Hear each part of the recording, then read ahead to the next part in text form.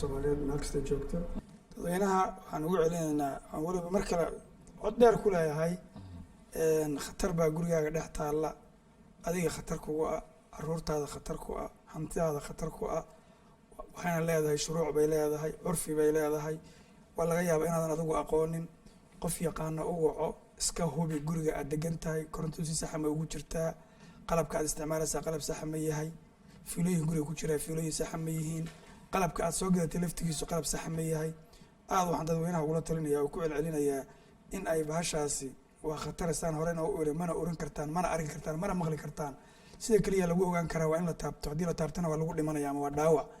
fadlan iska hubiya cid taqaana u waca dadka guryaha dhisanaya waxaan kula talinayaa guryihiina korontada la idiin gelinayo ka warhaya qalabka la gelinaya tayadiisa ka warhaya nimanka injineerada guryaha dhisa waxaan kula talinayaa ilaahay kaga baqa dadka guryaha aad u dhisaysaan ganacsatada waxaan kula talinayaa warna ilaahay kaga baqa dadka qalabka aad u keenaysaan oo waxaan laga quustay ee aan dalalka dalka soo saaray dalkooda ma ogola in laga isticmaalo ma ogola wax ninkii soo saaray uu diiday dalkiisa u isticmaalo dalkeena ha keenina ka daaya taasaan ku